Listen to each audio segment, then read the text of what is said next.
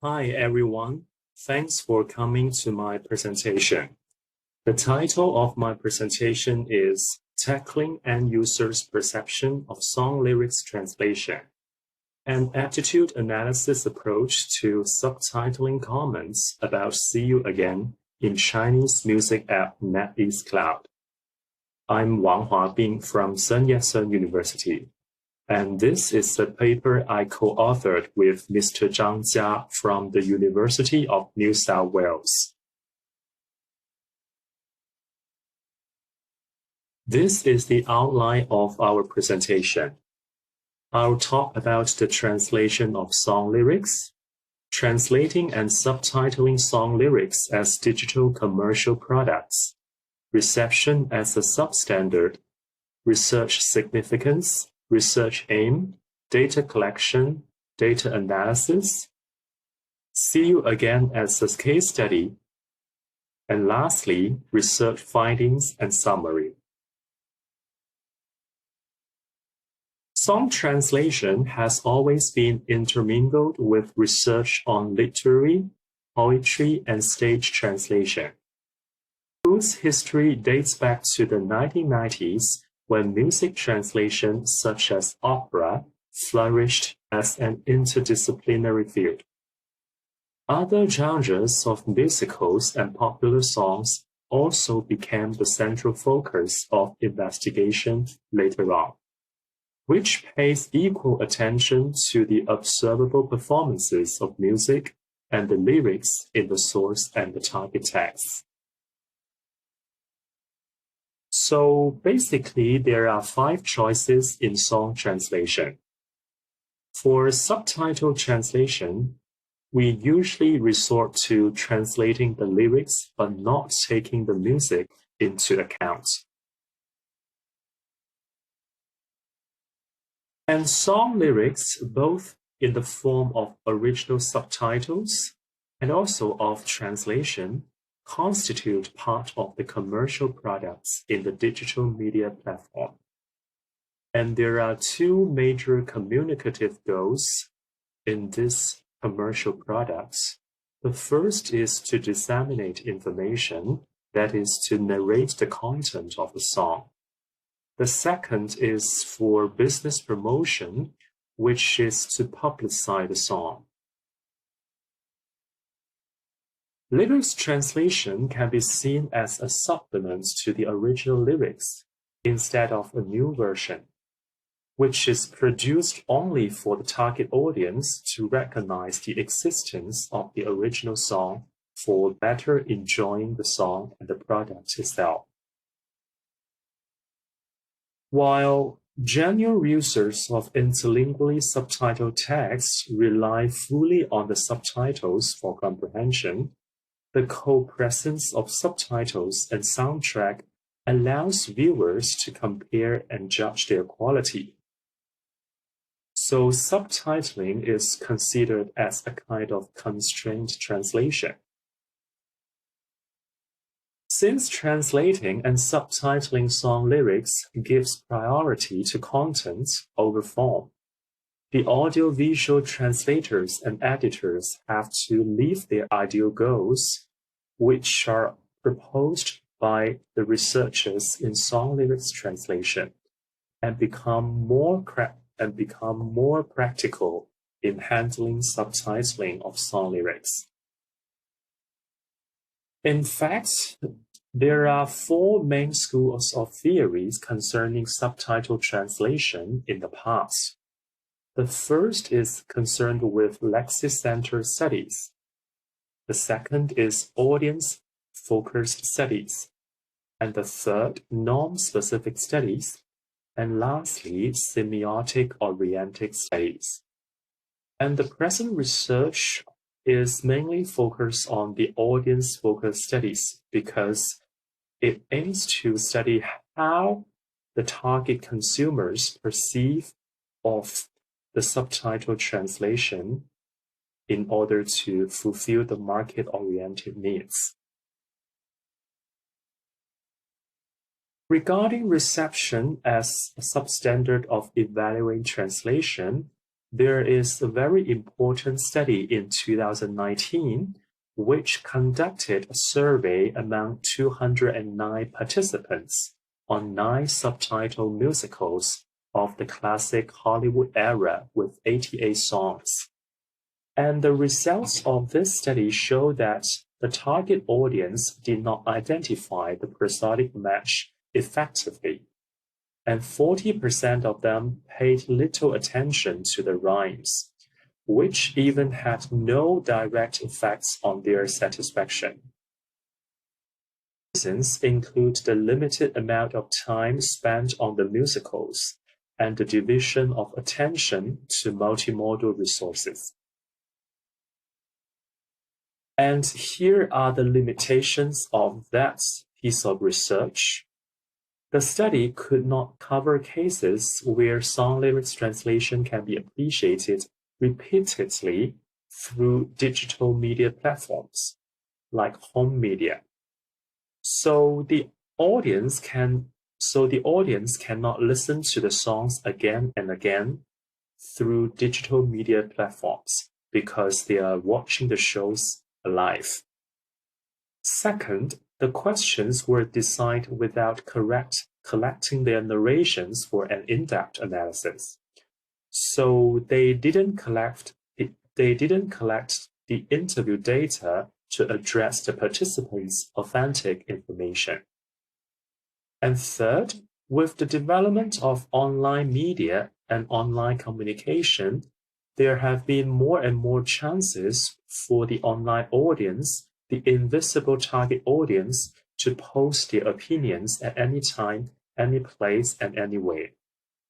For instance, after listening to a popular song, reading and watching its lyrics, these online citizens are encouraged to tell what they need about lyrics translation, make comments on the subtitles, and propose suggestions for industrial improvements. And this is the research gap of the present study. So our research probes into the end users' perspectives on their perception and expectation of lyrics translation with an aim to explore the standards of lyrics translation in the eye of target text receivers. Specifically, the paper qualitatively analyzed users' comments on the lyrics translation of the song "See You Again" by Charlie Puth and the rapper for the movie Furious 7. And the data were actually NetEase users' comments related to translation. And why NetEase Cloud Music was selected as the data source? Because according to the 2020 report of China's online music industry, NetEase Cloud Music has the third largest number of music app users in China. About the case study of "See You Again" in Furious 7, it has become one of the most commented English songs in NetEase Cloud Music since its release in March and subtitling in April in 2015. By collecting NetEase users' comments related to translation a month before and after the translation was publicized, the paper reviewed how the music lovers perceive of lyrics translation and what is expected from lyrics translators. So the data were collected from NetEase Cloud Music with 10,000 comments initially. And later, 1,200 pieces of comments were screened through, which are considered related to translation or to the translator. So for the other pieces of comments, they are not about the song. They are either about the song melody or about the original lyrics. So they are not finalized into the data sets. So altogether, there are only 1,200 pieces of comments used for the analysis. And these comments were divided based on 2 periods of time. The first period is when the official translation was not available, with 150 comments, and the second period, 1,050 comments, when the official translation was available and released to the market for consumption. So this is a qualitative analysis with the analytic tools from systemic functional grammar appraisal theory. And we use the SFL concept of attitude to analyze the data, whose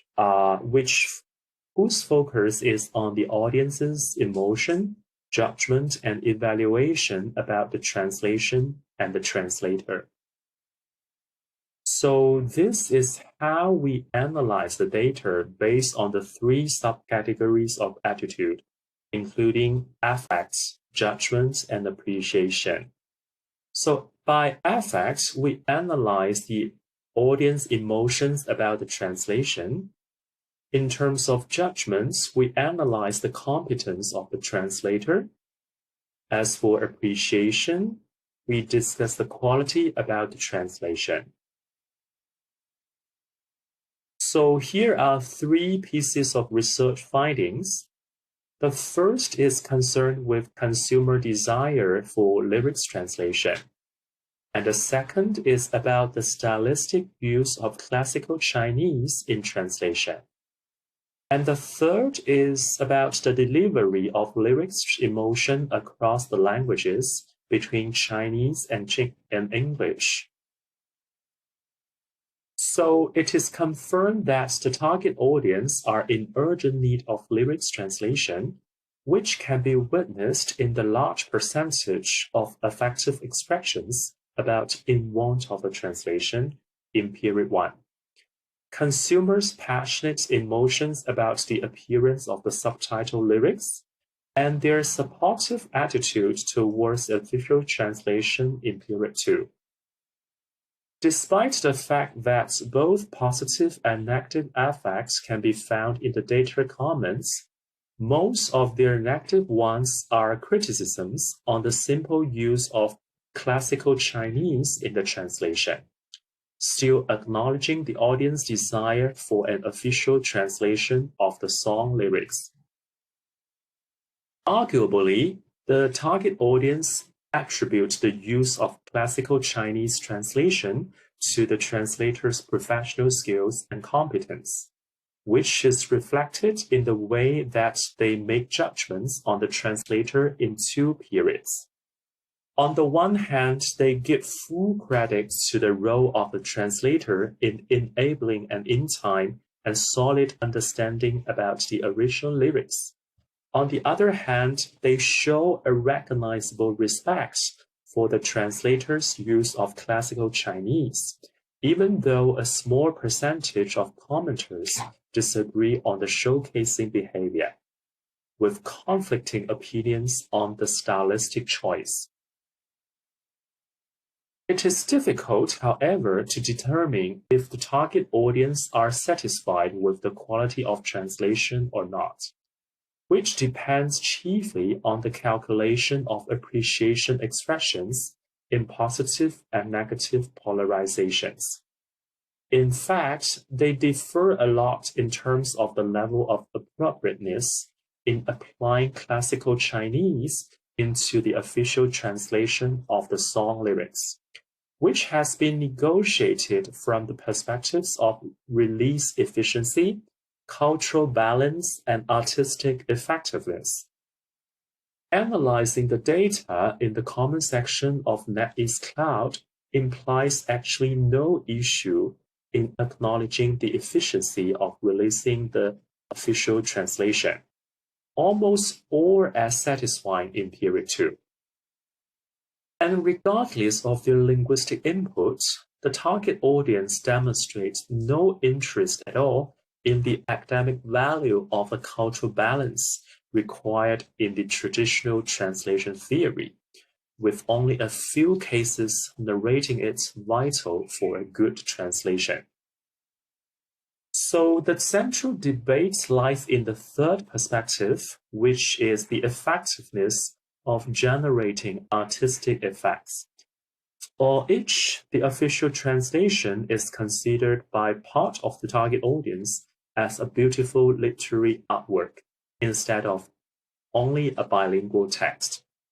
However, the opposing ideas are expressed mainly in the following aspects.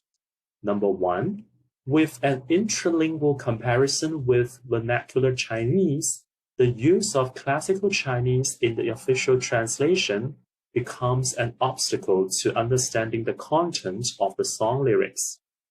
The official translation, with such exquisite language, does not match the song melodically, emotionally, and thematically, as required in accordance with the functional match between lyrics and music, especially the poetic and semantic reflexive matches. So here is the summary of our research. So based on the data analysis and the discussion above, reception analysis of consumer comments in this context indicates that priority has been given only to selected aspects of the song translation, rather than all the aspects mentioned by the researchers on song lyrics translation in the past. First, in terms of sense, the target audience focused on the theme, the mood, and the main characters of the movie related to the lyrics, without paying sufficient attention to the original text, which is the content of the song lyrics. Second, as for naturalness, they give critical comments on the pros and cons of applying classical Chinese into the official translation, regarding it as a stylistic feature for easy or uneasy reception or consumption. Third, they touch on the relationship between the melody and the translated lyrics, but do not elaborate on the musical properties such as rhymes in both texts. The attitude analysis, therefore, only contributes by inviting the discussion about the mood of the song and the emotions evoked via consuming the translation. So further studies, if possible, should focus more on their stances towards the translation of song lyrics, including detailed suggestions for improving the translation itself. And that is the end for the presentation. And thank you for listening to the presentation. Thank you very much.